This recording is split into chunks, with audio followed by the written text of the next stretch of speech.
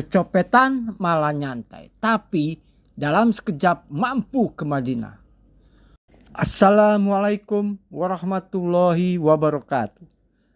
Selamat berjumpa kembali di channel ini, Karomah Wali, yang menyajikan cerita kisah karomah dari para wali Nusantara dan dunia. Sebelum lanjut, jangan lupa untuk like, share, dan subscribe channel ini, serta komen membangun untuk kemajuan bersama, dan semoga kita dalam lindungan Allah Subhanahu wa Ta'ala. Warga Kudus pasti sudah mengenal Kiai Haji Muhammad Arwani Amin Said. Banyak orang percaya bahwa dia adalah salah satu ulama yang paling karismatik dan memiliki banyak kelebihan. Mengenai Mbak Arwani, dia lahir di Kampung Kerjasan, Kota Kudus pada 15 Rajab 1323 Hijriah atau 5 September 1905. Dia adalah putra Haji Amin Said dan Haja Wanipah. Nama asli beliau adalah Arwan. Pulang dari ibadah haji pertamanya, dia mulai menggunakan tambahan i di belakang namanya. Nama ayahnya Said Amin. Sampai dia meninggal, dia dikenal sebagai Mbak Arwani atau nama lengkapnya Kiai Haji Muhammad Arwani Amin Said. Mbak Arwani sangat ingin belajar dan telah banyak berkelana ke berbagai tempat untuk berguru kepada ulama. Semasa hidupnya, Mbak Arwani mengajar Thariqah Naqsabandiyah Kholidiyah yang kegiatannya berpusat di Masjid Kuanaran. Tempat ini dipilih karena suasana di sekelilingnya sepi dan sejuk. Mbak Arwani termasuk ulama yang memiliki karomah. Konon kelebihan Mbak Arwani juga saudara-saudaranya adalah berkat orang tuanya yang senang membaca Al-Quran. Meski tidak hafal, orang tuanya selalu menghatamkan Al-Quran. Salah satu karomah Mbak Arwani adalah mampu pergi ke Madinah dalam sekejap untuk membeli kurma. Diceritakan Mbak Arwani pergi ke Madinah dalam sekejap ketika diminta gurunya Kiai Haji Mansur Popongan sesuatu. Saat itu memang Kiai Haji Mansur sedang dirawat di sebuah rumah sakit di Solo dan Mbak Arwani menjenguknya. "Mbak Arwani, saya ingin sekali makan kurma hijau. Apa sampean bisa mencarikan untukku?" pinta Kiai Haji Mansur. Dengan bergegas, Mbak Arwani pun menyanggupi permintaan gurunya itu dalam sekejap. Setelah Mbak Arwani keluar dari kamar tempat gurunya dirawat, Mbak Arwani langsung tiba di kota Madinah Al-Munawwaroh. Setelah sampai di Madinah, Mbak Arwani pun langsung mencari kurma hijau di sebuah pasar kota Madinah. Sehabis membeli kurma hijau, Mbak Arwani tidak ingin menyia-nyiakan waktunya untuk ziarah ke makam Rasulullah SAW dan sholat di Masjid Nabawi. Namun, baru beberapa rakaat sholat selesai didirikan, Mbak Arwani melihat gurunya sudah berada di belakangnya. Betapa kaget Mbak Arwani karena sudah disusul oleh gurunya itu. Gurunya pun dawuh, "Selesai sholat langsung pulang ya." "Nggih Mbak Yai," jawab Mbak Arwani.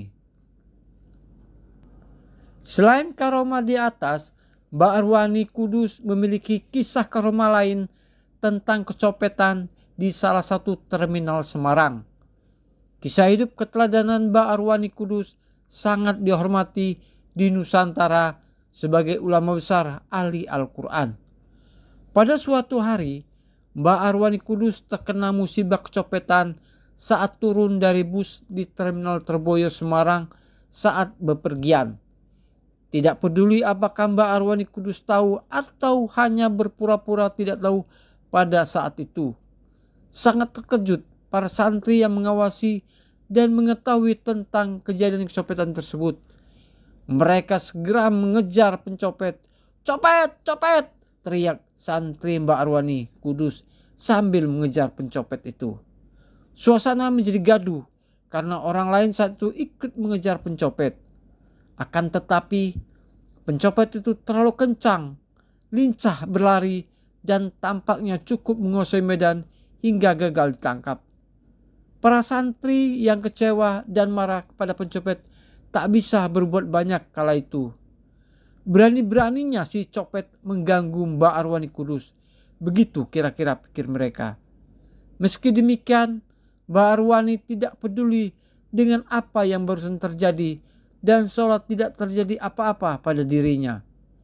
Mbak Arwani nampak santai sembari sibuk dengan zikirnya. Sampai-sampai santrinya harus memberitahu bahwa Mbak Arwani baru saja kehilangan dompet. "Kiai, jenengan baru saja kecopetan," kata santri yang memberitahu. "Oh iya," jawab Mbak Arwani santai. "Benar Kiai, tapi kami gagal menangkapnya. Keterlaluan betul pencopet itu," kata santri itu. "Alhamdulillah, sudahlah, kalian tidak perlu ribut-ribut. Saya bersyukur yang dicopet itu saya," ujar Mbak Arwani. "Apa maksudnya Kiai?" tanya santri itu penasaran dengan jawaban Mbak Arwani Kudus. "Syukur alhamdulillah karena saya yang dicopet, bukan saya yang jadi pencopetnya," jawab Mbak Arwani. Mendengar jawaban Mbak Arwani, tentu saja para santri dibuat bengong. "Kok bisa begitu Kiai?" tanya santri kian penasaran.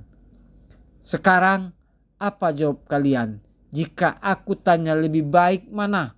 Menjadi orang yang dicopet atau menjadi tukang copet?" jawab Mbak Arwani kemudian. Dalam pikiran santri itu, jawaban Karomah Mbak Arwani itu terlihat jelas dan masuk akal. Karomah itu membuat para santri yang mengikuti Mbak Arwani takjub. Mereka menganggap pelajaran penting yang belum pernah mereka pelajari.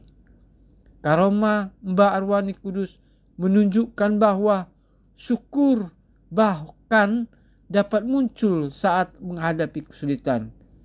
Demikianlah kisah karomah Mbak Arwani Kudus.